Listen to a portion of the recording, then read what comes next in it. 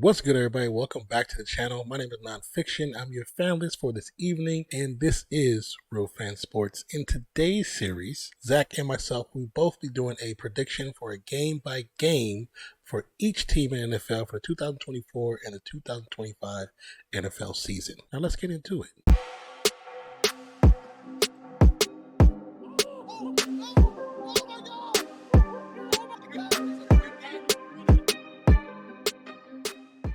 All right, as you can see, it is the Minnesota Vikings. That's what we have up next. Now, there's plenty of changes for this team. Cousins is gone. I think that's probably the biggest hit. Also, they lost some running backs, but the Vikings are predicted to win about 6 or 7 games this season. That's what Vegas says. They currently have the 3rd or 4th hardest schedule in the NFL. So currently at the helm for this team is Sam Darnold, who isn't a horrible quarterback, but he's not a great quarterback. Been on several teams in the last couple of seasons. I think he's good in spurts, but I don't know how well he can hold down the team for an entire season for the Vikings. It's a good possibility that we might see Nick Mullins or Brett Rippon before the season ends.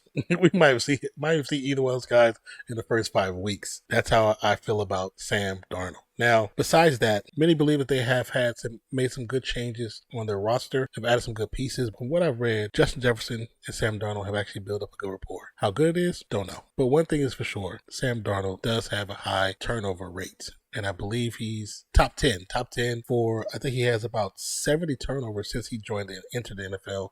And like I say, he's tied for 10th most. Let's just get into it and let's see how good or how bad this season may turn out for them. And see if we're anywhere close to the predictions or we're actually under the 6.8 predictions for Vegas. So up first, Vikings at Giants. Do I believe that Sam Darnold is good enough to beat the Giants? This was going to...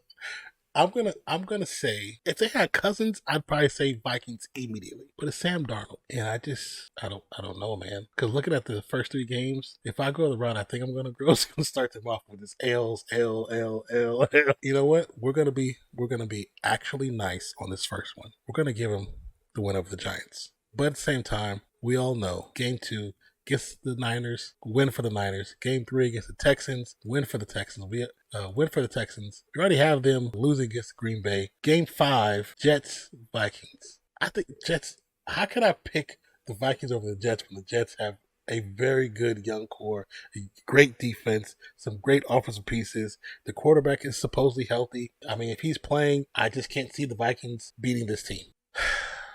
You know what? Because they do play each other 2 times a season, we're going to give the first one to the Vikings. Vikings are going to be tired of losing. You come in and put in work, and they're going to win somehow, some way. So week 6 is the bye week, so that's a W for them. But week 7, Detroit comes to town, but Detroit gets the W. Going to week 8, Vikings versus Rams. I believe the Rams have a better squad, better quarterback, and maybe possibly even a better defense. We're going to go Rams on Thursday Night Football. Week 9, Colts at Vikings. You know what? Richardson, I think, is going to play well. I'm sorry. I think it's going to be Richardson. We're going to go week 10, Vikings at Jags. We're going to be nice. Give it to the Jags. Give it to the Vikings. Week 11, Vikings at Tennessee. This is one of those.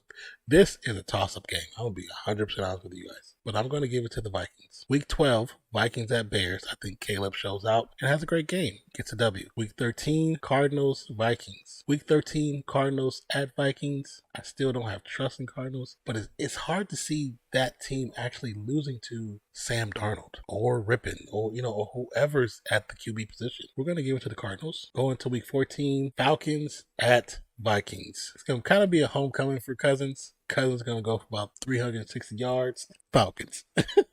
Week 15, Bears at Vikings for Monday Night Football. Of course, that's a game we'll be doing live here on the channel. I don't want to say they're going to blank them. We're going to split this one. We'll give Vikings a dub week 15. Week 16, Vikings at Seattle. Does Seattle have enough to beat this team? I do believe they do. We're going to go Seattle. Of course, Green Bay. In week 17, I have Green Bay losing to the Vikings. And then week 18, Vikings at Detroit. Do I believe they split? That's the honest question. Do I believe they split? Or do I believe Detroit aces them? I can't. It's hard to say. It's hard to say a split with this one. It's hard. But as we scroll back up, yeah, Right on pace. 6-11 is the record. I was right on pace with the predictions. That's, and I even gave them a game or two, just trying to be like, okay, maybe they'll get this one. Interesting. 6-11. They were 3-6 at home, 3-5 away. That's just, I mean, with what they have and what they're working with, I am not necessarily surprised. This will probably be the final season for Jefferson. He's probably gonna be fed up, and this will be interesting. This season for them will be interesting, but. With that being said, my name is Nonpfixion. This is Real Fan Sports. Hope you enjoy my prediction. And if you don't agree with it, let me know where I went wrong. Let me know where I went wrong. And let us know down below. And like I said, we'll be live for Thursday Night Football, Monday Night Football, and also with the Come On In Sports Network on Sunday mornings at, I believe, 9 a.m. Appreciate you. Love you. Catch you next one. Peace out, y'all. This is going to be interesting.